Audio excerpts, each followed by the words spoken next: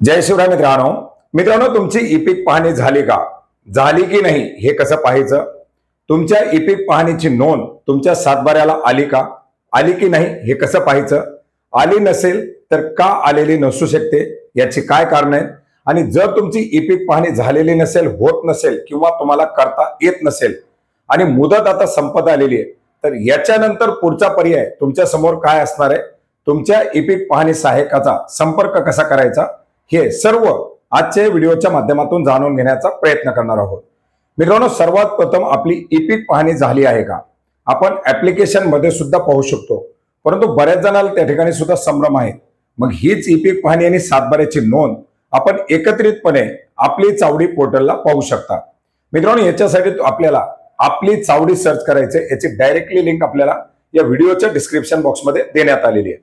आपली चावडी हे महाभूमीवरील एक पोर्टल आहे, ज्याच्यावरती तुम्ही तुमच्या गावातील जे काही फेरफार असतील, तुम्हाला मोजणीच्या आलेल्या नोटिसी असतील, कोर्टाच्या गावामध्ये निघालेल्या काही नोटिसी असतील, तुमचा सातबारा गावातील फेरफार आणि आता नवीन याच्यामध्ये ऑप्शन ऍड करण्यात आलेली आहे, ती म्हणजे ई-पीक पाहणीची.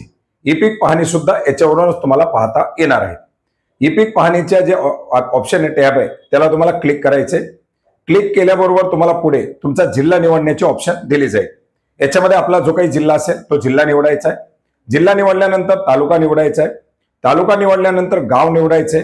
गाव निवडल्यानंतर तुम्हाला खाते नंबर विचारला जाईल. लक्षात ठेवा, या ठिकाणी तुम्हाला आट्यानुसार असलेला खाते नंबर टाकायचा आहे, जेणेकरून एकापेक्षा जास्त जरी गट असतील तरी तुमच्या कुठल्या कुठल्या गटाची ई-पीक पाहणी तुम्ही केलेली आहे हे तुम्हाला त्या ठिकाणी दाखवणार आहे. खाता नंबर म्हणजे तुमच्या सातबाऱ्यावरील सर्वे नंबर नाही. खाता नंबर म्हणजे तुमच्या अ वर असलेला तुमचा जमिनीचा खाते नंबर, शेतकऱ्याचा खाते नंबर. खाते नंबर टाकायचा आहे. हंगाम निवडायचा आहे खरीप. खाली वर्ष ऑटोमॅटिक येणार आहे 2025-26 आणि हे सर्व निवडून तुम्हाला ई-पीक पाहणीचा जो काही डेटा आहे तो पाहण्यासाठी क्लिक करायचा आहे.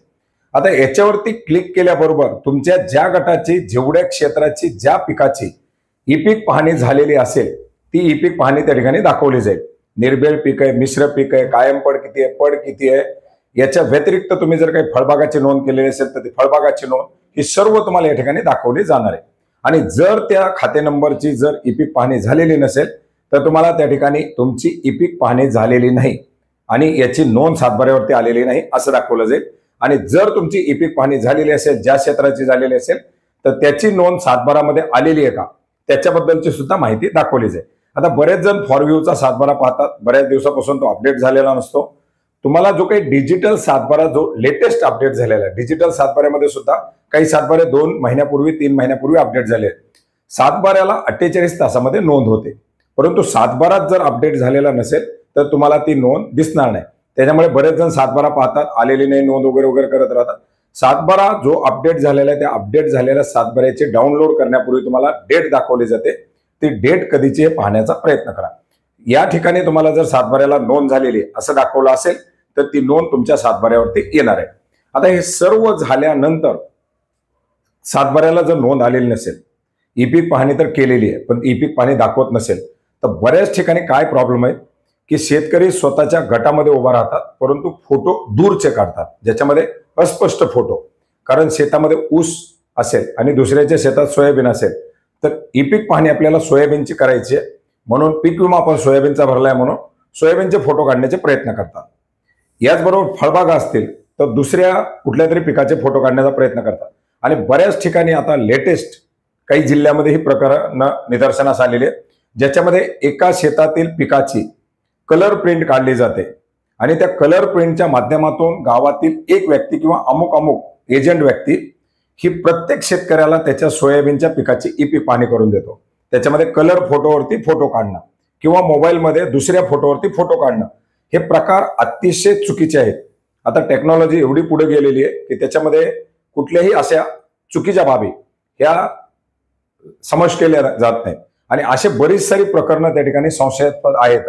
आणि जोपर्यंत याच्यामधले क्लिअरिस येणार नाहीत, याच्यामध्ये आता काय होईल की 10% ऑलरेडी तलाट्याच्या स्तरावरती ई-पीक पाहणीचं व्हेरिफिकेशन होतं. आता ज्या ठिकाणी तुमचे ई-पीक पाहणी अडकलेले आहेत, केलेले आहेत परंतु आणखी नोंदी येत नाहीत वगैरे वगैरे, या ठिकाणी डेफिनेटली तुमच्या त्या ई-पीक पाहणीच्या तलाठी स्तरावरती व्हेरिफिकेशन होऊ शकतं. कारण तलाट्याला 10% ज्या नोंदी आहेत त्या सहाय्यकाच्या माध्यमातून व्हेरिफिकेशन करायचे आहेत. आता हे सर्व झाल्यानंतर जर समजा तुम्हाला ई पीक पाहणीच करता येत नसेल, कारण आता मुदतवाढ होते, बऱ्याच साऱ्या शेतकऱ्याकडे मोबाईल नाहीत, नेटवर्क नाही किंवा अन्य काही कारणामुळे होत नाही, तर तिथून पुढे जी ई पीक पाहणी होणार आहे ते म्हणजे सहायकाच्या माध्यमातून प्रति प्लॉट 10 रुपयाचं मानधन हे सहायकाला दिलं जाणार आहे. आता या सहायकाचा संपर्क कोण, आपल्या गावामध्ये ई पीक पाहणीचे सहाय्यक कोण आहेत, तर याच आपली चावडी पोर्टलवरती तुम्ही खाली पाहू शकता जे काही सहाय्यक आहेत. आता जे काही 2 दिवसापूर्वी 18 तारखेला पत्र आलेलं आहे, त्या पत्रामध्ये प्रत्येक जिल्हाधिकाऱ्यांना सूचना दिलेल्या आहेत की आपल्या जिल्ह्यामध्ये जेवढे काही ई पीक पाहणी सहाय्यक आहेत या प्रत्येक सहाय्यकाच्या फोन नंबरवरती फोन करून तो सहाय्यक कार्यरत आहे का, तो काम करतोय का किंवा त्याचा फोन चालू आहे का, या सर्व बाबी तपासायला सांगितलेल्या आहेत. कारण 1 तारखेनंतर या ई पीक पाहणी सहाय्यकाच्या माध्यमातून पुढच्या उर्वरित असलेल्या ई पीक पाहण्या केल्या जाणार आहेत. राज्यामध्ये सध्या फक्त 50% आसपास ई पीक पाहणी झालेली आहे. 50% क्षेत्र आणखी ई पीक पाहणी करणं बाकीचं आहे आणि या उरलेल्या 8 दिवसामध्ये 10 दिवसामध्ये ई पीक पाहण्या केल्या तरी 10%च्या पुढे क्षेत्र जाऊ शकत नाही. उर्वरित 40% क्षेत्राची ई पीक पाहणी ही या सहाय्यक स्तरावरतीच करावी लागणार आहे आणि त्याच्यामुळे सहाय्यकाचा रोल सुद्धा महत्वाचा असणार आहे. आपली जर ई पीक पाहणी अन्य काही तांत्रिक कारणामुळे होत नसेल तर आपल्याला या ई पीक पाहणी सहाय्यकाला संपर्क करावा लागेल आणि त्याचे संपर्क सुद्धा आपल्याला विभागनिहाय याच ठिकाणी देण्यात आले. तर मित्रांनो, शेतकऱ्यांना पडलेला प्रश्न, शेतकऱ्यांसाठी महत्वाची माहिती, कारण ई पीक पाहणी जर नाही झाली तर विनाकारण शेतकरी पीक विमा असेल, अतिवृष्टी नुकसान असेल, कृषी योजना असतील किंवा हमी भावानं मालाची विक्री असेल, अशा अनेक साऱ्या बाबीपासून मुकू शकतो आणि आपण या बाबींपासून मुकू नये, आपलं नुकसान होऊ नये म्हणून आपण या माहितीचा आधार घेऊ शकता. धन्यवाद.